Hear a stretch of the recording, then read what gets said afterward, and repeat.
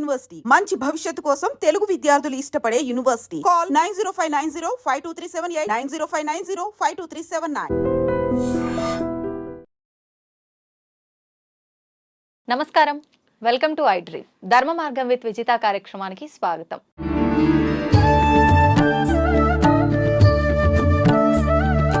ప్రస్తుతం మనతో పాటు ఉన్నారు ప్రముఖ సామాజిక ఆధ్యాత్మికవేత్త లక్కరాజు నిర్మలమ్మ గారు. అమ్మగారితో మాట్లాడి మరిన్ని ఇంట్రెస్టింగ్ టాపిక్స్ అడిగి తెలుసుకుందాం. మంచి మంచి విషయాలు, మంచి మంచి కబుర్లు మాట్లాడుకుందాం. అమ్మ నమస్తే. నమస్తే మా. నమస్తే. చూడగానే లక్ష్మీదేవిని చూసినట్టు కలకల్లాడుతూ నవ్వుతూ అసలు క్వశ్చన్ ఏం అడగాలో కూడా అయ్యో, నువ్వేమని అడుకోవచ్చు, పర్వాలేదు, నువ్వేం అడిగినా చెప్తాను. మీరు ఒక్క నవ్వు నవ్వగానే కథ అంతా అలా అయిపోయింది. ఇలా నా నవ్వు అంటే నాకు గుర్తొచ్చింది. మానవ హక్కుల సంఘం చంద్రయ్య గారు ఉండేవాళ్ళు. ఏదో మీటింగ్కి నేను పిలిచాను, ఫోన్ చేశాను అంతే, నేను వెళ్ళలేదు. ఆయన ఎవరో కూడా నాకు తెలియదు. ఆయన ఫోన్ నెంబర్ తెలుసు. నేను ఫోన్ చేసి మీరు రండి సార్ అని అన్నాను. ఆయన మీటింగ్లోకి వచ్చి ఏం చెప్తున్నా తెలిసిన, ఆవిడ నవ్వు నన్ను ఆకర్షించింది అన్నాడు. ఆ నవ్వుతో ఆవిడ మాట్లాడే మాటలు విని నేను వచ్చాను అన్నాడు. కాబట్టి అందరికీ ఎందుకో నచ్చుతుంది నాన్న. శంకర్ నారాయణ గారు కూడా చాలా సార్లు అంటాడు, ఆవిడ మనసులో ఎన్ని కష్టాలు ఉంటాయో మాకు తెలియదు, ఇంత మెంటలీ రిటార్డెడ్ స్కూలు, ఆమె గుండెలో ఎన్ని బాధలు ఉన్నాయో మాకు, ఆమె నవ్వుతూ జీవితం హ్యాపీగా గడుపుతుంది, ఆమెంత అదృష్టవంతరాలు లేరు అంటారు. నిజంగా నా నవ్వు అందరూ అంటారు. ఆ నవ్వు మాకు ఇష్టం అని తెలియదు నాన్న. అడగండి ఏదో క్వశ్చన్ మరి. అదే అడుగుతా. అమ్మ, మామూలుగా మనం పూజలు చేసినప్పుడు, ఏ పూజ చేసినా కూడా లలితా సహస్రనామాలు చదివేటప్పుడైనా, ఇంకేవైనా నామాలు చదివేటప్పుడైనా ఖచ్చితంగా దానికి ముందు ఒక శ్లోకం చదివిన తర్వాతే ప్రారంభిస్తుంటాము. ఎందుకమ్మా, దాని వెనకాల ఏదైనా రీజన్ ఉందా? నాకు కూడా అర్థం కాలేదే తల్లి. నాకు చింతలపూడి ఆశ్రమం గురువు గారు మంత్రోపదేశం చేశారు. ఆయన ఒక శ్లోకం చదవమన్నాడు. హస్త్రేంద్రాననమిందు చూడవరును చేర, ఎందుకు ఈ శ్లోకం చెప్పాడు నా, శ్లోకం చదవమంటాడు ఎందుకు అని అనుకునేదాన్ని. శ్లోకం చదవను, డైరెక్ట్గా నేను జపం చేసుకుంటాను అనుకునేదాన్ని నేను. తర్వాత నేను ఈ మధ్య రీసెర్చ్ చేసినప్పుడు నాకు తెలిసింది ఏంటి నాన్న అంటే, ఎప్పుడైతే ఈ అనంత విశ్వంలో ఉన్న ఎనర్జీని మన ఎనర్జీ లెవెల్స్కి దగ్గరగా తీసుకొని వచ్చి ఆకర్షించాలి అన్నప్పుడు అదొక ఫీలింగ్తో ఇవ్వాలి. శ్లోకము, పద్యము, పాట అనేది నీకు ఒక ఫీలింగ్తో ఇస్తాం. అరుణాం కరుణాతరంగితాక్షి ధృత పాశాంకుశ పుష్ప బాణ చాపాం అణిమాది విరావృతాం మయూఖై అహమిద్యేవ భవానీ అని అన్నప్పుడు ఒక లయగా వస్తుంది కదమ్మా. శ్రీదేవి ఖడ్గమాలతి హ్రీంకారాసన గర్భితానలశికాం సౌం క్లీం కళాం బిభ్రతీం సవర్ణాంబరశోభితాం అలా వచ్చేస్తుంది. అలా మనం స్టార్ట్ చేసినప్పుడు, ఆ శ్లోకం చేసినప్పుడు దేవునికి తొందరగా ఎనర్జీ లెవెల్స్ వచ్చేస్తాయి. నేను చెప్పాను కదా, మనకులో consciousness, sub consciousness, super consciousness. ఈ సబ్ కాన్షియస్ మైండ్ అనే దానికి ఫీలింగ్ మాత్రమే వస్తుంది. దేవుడు ఏ దేవుణ్ణి అయితే నువ్వు కోరుకున్నావో పూర్తి సర్వసమర్పణగా, నాయనా నీవే ఉన్నావు, నాకు తెలీదు, నేను ఈ కష్టంలో ఉన్నాను, నువ్వు వాదుకో, పూర్తి శరణాగతి అయిపోయాను. భక్త ప్రహ్లాద సినిమాలో, కొన్ని సినిమాలో ఇది ఇసిరేస్తాడు, బిడ్డను కూడా చంపేస్తాడు. ఆ సినిమాలలో మనం చూస్తూ పోతుంటాం. ఆ భక్తి పారవశ్యంలో వాళ్ళు ఏం చేస్తున్నారో తెలియదు. ఆ సబ్ కాన్షియస్ మైండ్ భగవంతుడి లెవెల్స్లో ఈ సబ్ కాన్షియస్నెస్ ఫీలింగ్ తెలుసు కాబట్టి ఆయనతో మమేకం అయిపోయి ఆయనను శరణు వేడుకుంటారు. కానీ ఇక్కడ ఏం జరుగుతుందో ఫిజికల్ బాడీలో జరుగుతున్నాయని మర్చిపోతారు. అంటే భగవంతుణ్ణి మనం చేరుకోవడానికి తప్పని పరిస్థితుల్లో ఆ లెవెల్కి మనం వెళ్ళాలి. అంటే ఖచ్చితంగా మనం ఒక పాటలు పాడిన అన్నమయ్య కానీ, మరి ప్రతి పాటలు పాడిన వాళ్ళందరూ దైవాన్ని చేరుకున్నారు కదా. ఆ దేవుడు వాళ్ళ కళ్ళెదురుగొచ్చి పాటలు పాడు అని కూడా అడిగారు కదా, అదంతా ఫీలింగే. కానీ భగవత్ శక్తితో మమేకమైపోయారు.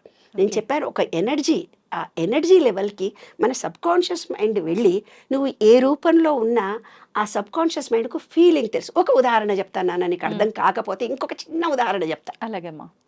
పాత సినిమాలు ఉన్నాయి. పాత సినిమాలో ఎవరో హాస్పిటల్లో పడి ట్రీట్మెంట్ తీసుకుంటుంటారు. పాత సినిమాలు మా అప్పటి సినిమాలు తల్లి, ఇప్పుడు కాదు.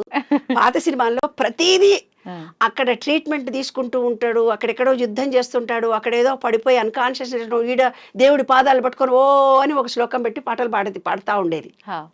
నాయన నీవే ఉన్నావు, నిన్నే ఒక పామునో ఒక దేవతనో ఒక వెంకటేశ్వర స్వామినో ఏదో పూజలు చేస్తూ ఉండేవాళ్ళు. ఒక పాట పాడగానే వాళ్ళు బాగా అయిపోయేవాళ్ళు. ఎందుకంటే మా ఫ్రెండ్స్ అందరూ తుంటరోళ్ళు ఉంటారు కదా, వాళ్ళందరూ అనేవాడు ఎవరికైనా జబ్బు చేసి జ్వరం వస్తే ఒక పాట పాడండి తగ్గిపోతుంది. అక్కడ హాస్పిటల్లో ఉండి జ్వరం వచ్చినప్పుడు అదే నిన్న సినిమాలో ఒక పాట పాడితే తగ్గిపోయింది కదా, మీరు కూడా ఒక పాట పాడండి అనేవాళ్ళు. ఆ పాటలో అంతరార్థం ఏమిటంటే, నాయన నీవు లేకుండా నేను లేను, నేను సంపూర్తిగా నమ్మాను.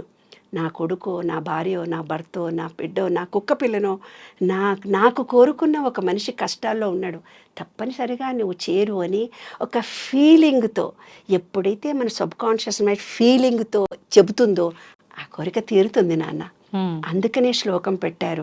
తప్పనిసరిగా ఎవ్వరమైనా పూజ చేసేటప్పుడు అష్టోత్తరం చదివినా కూడా మనకు ఒక శ్లోకం ఉంటుంది. ఆ శ్లోకంతో ఆ అమ్మవారి నామాన్ని తలుచుకొని ఆ దేవుడిని తదేకంగా ఆ వర్ణనంతా వర్ణించి ఆ రూపాన్ని మనలో తలుచుకొని సర్వ సమర్పణ చేయడానికి ఇచ్చినటువంటిదమ్మా ఆ వర్ణన. అది చాలా ముఖ్యమైనటువంటి అంశం. అదే మనకు మొదటి మెట్టు పూజకి మొదటి మెట్టు అనమాట. సర్వ సమర్పణతో, డెడికేటెడ్తో ఒక పాటగా కానీ శ్లోకంగా కానీ సర్వ సమర్పణ చేసి ఫీలింగ్తో అది చేసేది సక్సెస్ అవుతుంది. అది సైన్స్. అవును. ఇప్పుడు చూసేదానికి మూఢ విశ్వాసం అనుకుంటాం, కాదు, అదొక సైన్స్. సబ్ కాన్షియస్ మైండ్కు ఫీలింగ్, అట్రాక్షన్ ఆఫ్ లాలో ఇదే. నీకు ఏదైనా కారు కావాలంటే కారు వచ్చినట్టుగా ఫీల్ అయిపోనాయనా, లేదు నీకు డబ్బు వచ్చినట్టుగా ఫీల్ అయిపోనానా, ఆ డబ్బును ఎలా కౌంటింగ్ చేయనాయనా అనేది ఇదే. కాబట్టి ఆ భగవంతుడిని మనం ఏమనుకుంటామో, మనం ఏం కోరుకోదలుచుకున్నామో ఆయనకు సర్వసమర్పణ అయిన డెడికేటెడ్గా అనుకుంటే మనం ఏమనుకుంటే జరుగుతాయి. అది సబ్ కాన్షియస్ మైండ్కు ఫీలింగ్ తెలుసు. ఇంకొక బ్యాడ్ కూడా చెప్తాను దీనికి. బ్యాడ్ కూడా ఉంది. ఏంటమ్మా? ఒక బస్సు నీళ్ళల్లో పడి చచ్చిపోయాడు, ఒక బస్సు పడిపోయింది. ఇంకో డ్రైవర్ ఇక్కడ కూర్చొని అనుకుంటాడు, ఏమనుకుంటాడు తెలిసిన, నేను కూడా కరీంనగర్ రోడ్డు మీద నుంచే పోతా, నేను కూడా రాత్రి 12 గంటలకే పోతా, నేను పోతుంటే చెరువే ఉంటుంది, నేను కూడా ఎప్పుడో చెరువులో. ఆ టీవీలో చూస్తాడు, పేపర్లో చదువుతాడు, సెల్ ఫోన్ పక్కన పెట్టుకొని వింటూ ఉంటాడు.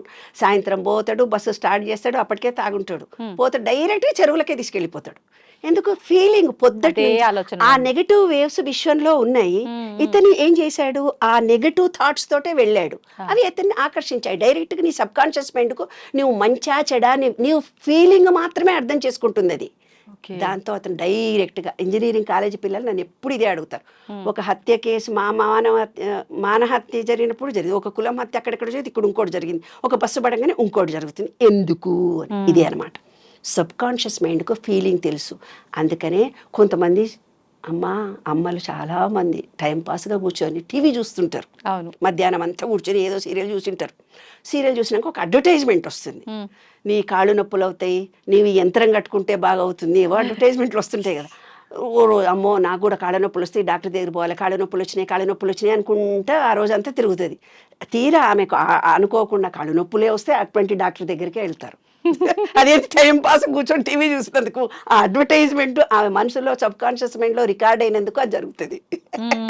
అమ్మ ఒకటి అడుగుతా, తప్పుగా అనుకోవద్దు. ఏం పర్లేదు తల్లి. అంటే ఇప్పుడు మనం ఏదనుకుంటే అది అయిపోతుంది. నేను ఒక కోటీశ్వరాలని కావాలి, నేను ఒక మేడ కట్టాలి, ఒక ఇల్లు కట్టాలి, లేకపోతే నేను 10 తులాలు బంగారం కొనుక్కోవాలి, నేను ఇదే అనుకుంటూ ఉన్నా. అనుకోగానే అయిపోద్దమ్మా, నాకు ఆ స్తోమత ఉండాలి. జరగదు. ఎలా జరుగుతుంది? జరుగుతాయి, జరిగే అవకాశాలు ఉన్నాయి.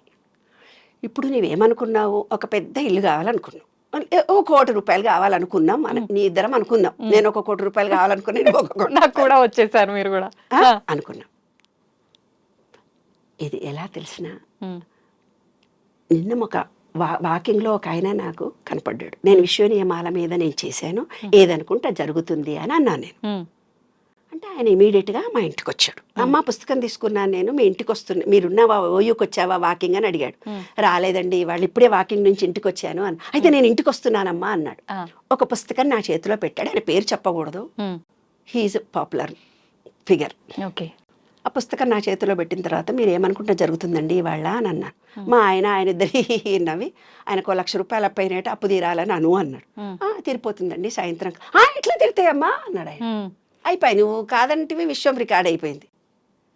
నేను ఇచ్చినప్పుడు ఏసమ్మా నాకు వస్తాయని నువ్వు అనలేదు, ఎట్లొస్తాయమ్మా అన్నావు, అయిపోయా రాదు. ఆయన సాయంత్రం ఫోన్ చేశాడు, 50,000 వచ్చాయమ్మా నాకు అంటే నువ్వు వద్దని నేను అన్నందుకు సగం ఆగిపోయింది అక్కడ.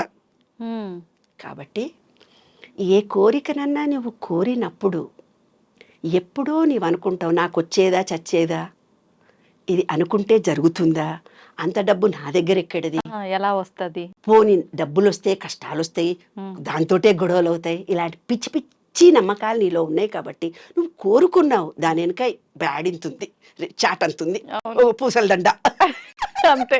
కాబట్టి నువ్వు అనుకునేదానికి నేను అనుకునేదానికి దాని వెనక ఉండే భావాలు రికార్డ్స్ ఉన్నాయి కదా, వాటి మీద ఆధారపడి ఉంటుంది నన్ను. ఈ విషయంలో 12 నియమాల్లో అదొక నియమం. ఆలోచన విధానంలో అనుకోగానే జరగవు. అంటే ఉద్యోగం రావాలంటే కనీసం అప్లికేషన్ పెట్టాలి కదా, ప్రయత్నం ఖచ్చితంగా ఉండాలి, ప్రయత్నం ఒకటి చెయ్యాలి కదా. అవునమ్మా. అలాగా నీవు కొంతమందికి దానం డబ్బులు ఇస్తే డబ్బులు వస్తాయి, ప్రేమ ఇస్తే ప్రేమ వస్తుంది. ప్రతి మనిషిని నేను అప్రిషియేషన్ చేస్తే నిన్ను అప్రిషియేషన్ చేస్తారు. మనం ఏది ఇస్తే అదే వస్తుంది బంగారు తల్లి.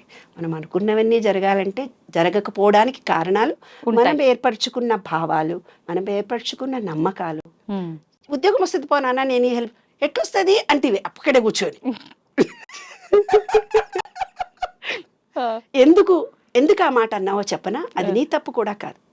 చిన్నప్పటి నుంచి మనం పెరుగుతూ ఉన్నప్పుడు మన ఇంట్లో అమ్మా నాన్ననే కష్టపడాలిరా, నువ్వు కష్టపడకపోతే కాదురా, నువ్వు కష్టపడితేనే నీ బ్రతికెళ్తుందిరా, నువ్వు కష్టపడకుంటే.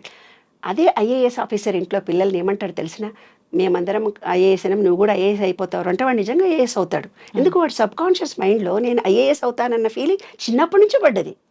అదే మనం మిడిల్ క్లాస్లో నువ్వు కష్టపడు అంతమంది పిల్లలలో నువ్వు ఎక్కడో ఉంటావు, నీకు చదువు రాదు మన్ను రాదు, నువ్వు ఎక్కడ పోతావు అక్కడ పోతావు అంటే ఇలాంటి నెగిటివ్ ఇచ్చి ఎదుగుతున్న మనసుని అణగదొక్కారు. ఆ భావాలతో మనం పెరుగుతున్నాం కాబట్టి మనం ఎదగటం లేదు, మనం అనుకునే జరగటం లేదు నాన్న. కాబట్టి మనం పెరిగిన వాతావరణము, మనం వేరుపరుచుకున్న భావాలు అనేవి కూడా ఈ అనుకునేవి జరుగుతాయా జరగవా అనేవి ఉంటాయి. అంటే నమ్మకం ఖచ్చితంగా ఉండాలి. మనం ఏదైనా అనుకుంటున్నాము అని అంటే పాజిటివ్, కల్మషం లేకుండా పాజిటివ్ వేలో ఆలోచించాలి. ఒకసారి ఆలోచించిన తర్వాత మళ్ళీ 12 నియమాలు ఉన్నాయి. ఆ నియమాలకు అనుగుణంగా ఈ విషయంలో కొన్ని నియమాలు ఇచ్చాడు. ఆ నియమాలకు అనుగుణంగా మనం ప్రవర్తిస్తే మనం అనుకున్నది జరుగుతుంది నాన్న. ఓకే, ఈ 12 నియమాలు ఏంటో కూడా మళ్ళీ మరొక వీడియోలో మాట్లాడుకుందాం అమ్మా. ధన్యవాదాలు.